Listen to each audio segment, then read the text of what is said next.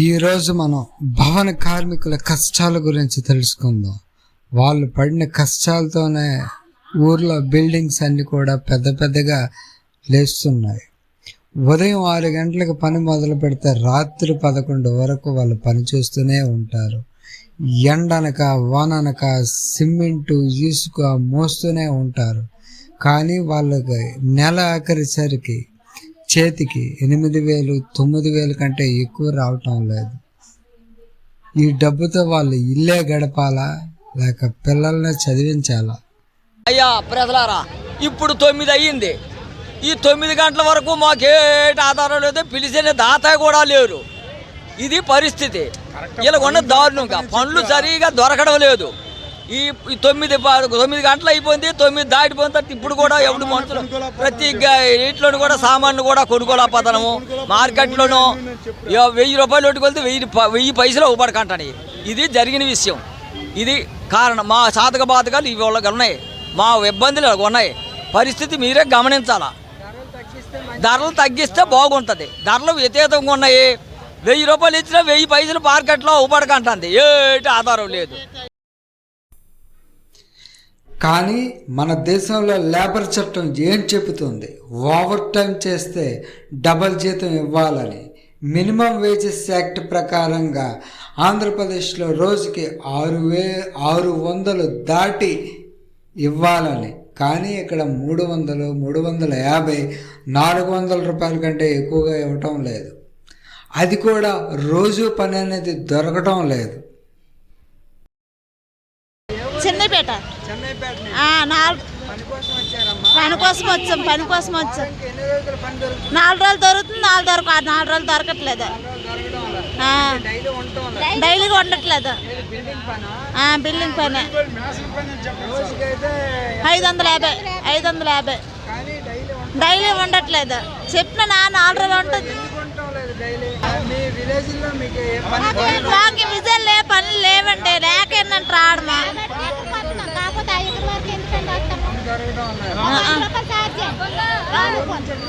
100 రూపాయలు ఛార్జ్ చేయండి. దొరకడం లేదండి. చాలా ఇబ్బంది అంటారు. ఇబ్బందేనండి. మేము పిఆర్టీవీ నుంచి వచ్చామండి. మీ పేరేంటండి? తోనింగి అప్పలసూరి. మీరు ఎవరండి? మేస్తారా?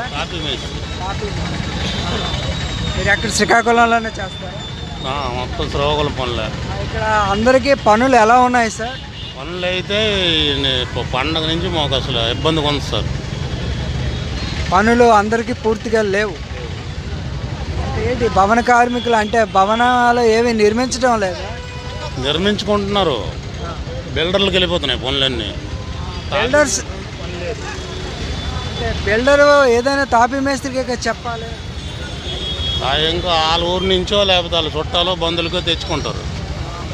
దీనివల్ల ఇక్కడ మన కార్మికులకి ఎవరికి పని అనేది దొరకడం లేదు. నాకు 300 దొరుకుతుంది వచ్చాను సెంటర్కి. ఇవాళ నేను ఖాళీ అని ఇచ్చాను. ఖాళీ అని ఇస్తే మరి మన బతుకు చాలా బరువు అయిపోతుంది. మరి ఇంటికాడ సమానం చెప్పుకోవాలి, ఆడపిల్లకి సమానం చెప్పుకోవాలి. పిల్లలు ఉంటారు,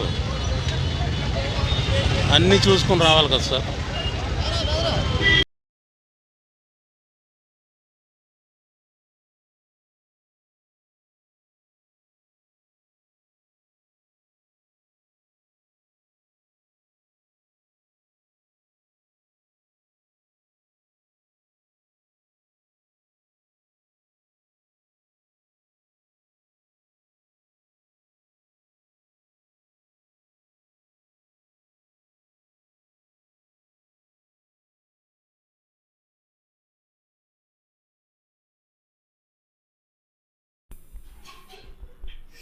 ఇంత కష్టపడుతున్నా సరే వీళ్ళకి ఈఎస్ఐ ఉండదు, పిఎఫ్ ఉండదు, ఎటువంటి సౌకర్యము ఉండదు.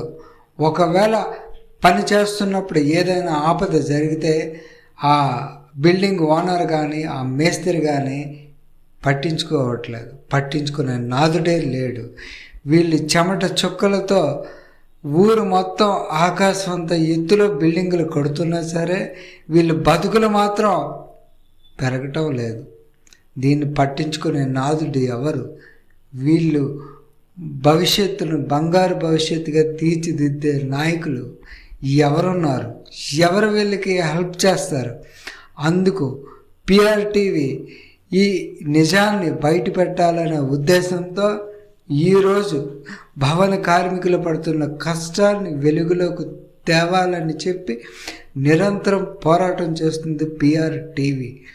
మీరు కూడా ఈ ఛానల్ చూసిన ప్రతి ఒక్కరు కూడా వీళ్ళ కష్టాన్ని అందరికీ తెలియచేయాలంటే ఈ వీడియోని అందరికీ షేర్ చేసేలా మీరు చేయాలి, కామెంట్ చేయండి.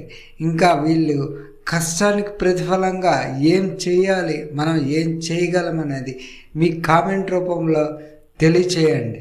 అలాగే మరిన్ని మంచి మంచి విషయాలు